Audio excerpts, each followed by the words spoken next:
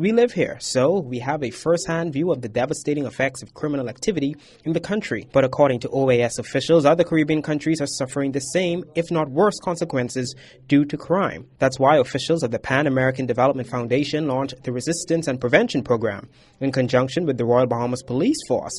The foundation says with many countries in the Caribbean region experiencing a surge of crime in recent years, and the fact that an increasing number of youth are the perpetrators, it was important for them to step in and help find a solution. The foundation noted robberies, petty theft, kidnapping, and homicides, in particular those related to gang activities, will be targeted. Program Director Shanna O'Reilly. We've done a number of things here in country already in terms of starting our implementation process. We've just completed a whole needs assessment and done a large curriculum design in collaboration with the police and in collaboration with local agencies, looking at really what are some of the needs that people have here in country and how can we take some international approaches and try and adapt them to something that's of use here local. But we're also very, very interested in learning from you all. And so we see this very much as a two-way street. That we think, there's a lot of material here, but we really want to see how you would think that this can be adapted to the local approach and what you're already doing, because there's some amazing stuff happening here in terms of crime prevention in country.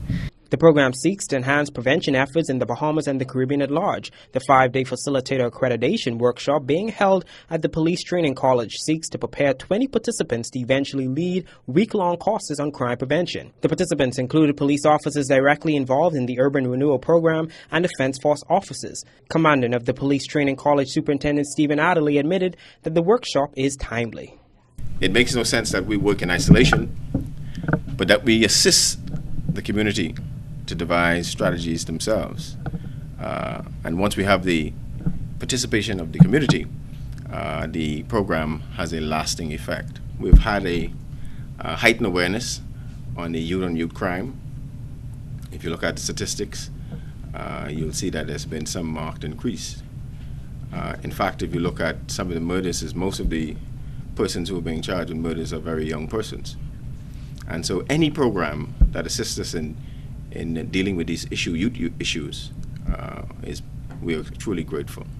This 40-hour accreditation will also prepare participants to serve as agents of change in targeted hotspots, areas with 5,000 or more residents living in the inner-city communities throughout the island. Program coordinator for the Bahamas, Dr. Novia Carter, said that providing a support system for young people is key to fighting youth violence.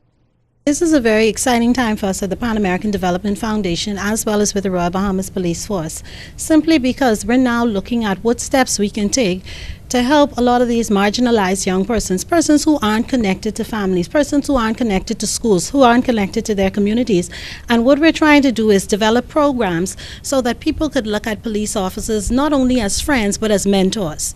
The research points to, as long as a young person finds that they're connected to something, as long as they feel as if someone cares, someone belongs to them, then those young persons are less likely to engage in criminal and violent behavior.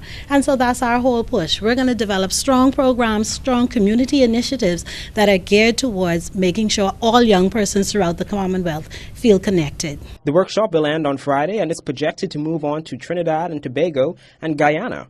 The foundation seeks to have at least 1,400 police officers and 1,050 locals within the region participate in the course. Reporting for JCN News, I'm Greg Smith.